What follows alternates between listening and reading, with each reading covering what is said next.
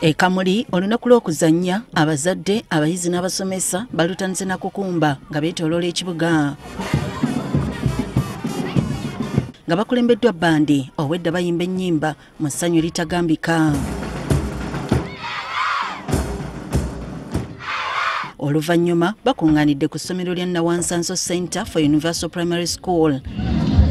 Eno n'abantu abakulu batandikiddewo okwetaba mu mizannyo nga bouncing castle, okuvuga ebimotoka n'ebirala.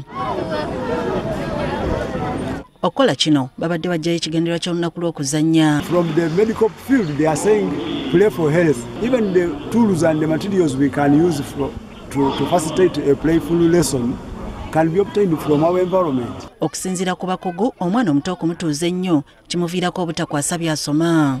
If you make them sit longer, they lose, and you move along as a facilitator of learning, especially in early childhood development, even for our children in lower classes.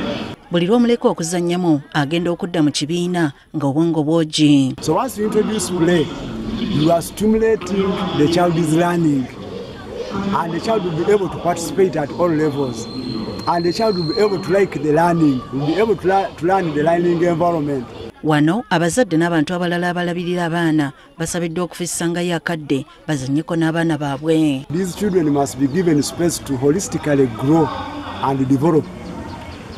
Then it's the commitment that I should have as a caregiver to create time to play with my child at home. N'okubatwalangako mu bifo ebirala nakyo kyogiwaza obwongo bwabwe. There are madrasas, there are Sunday schools in our churches. And what is keeping the momentum there in terms of learning is using play as a means of delivering the good news to the children. Omubaka wa Pulezidenti e Kamuli, Rosemary Birungi, asuubizza nti enkola eno baakufuba okulaba nga bagitambuza mu masomero amalala. Prevailing over amasomero ago gonna basobole okulaba nti waakiri olunaku abaana bakolako activities bweziti. Olunaku lw'okuzannya mu nsi yonna kiyite World Play Day lwateekebwawo n'ekigendererwa eky'okuwa abaana ebbeetu ly'okuzannya n'okusoosowaza omugaso gw'okuzannya mu bulamu bw'abaana.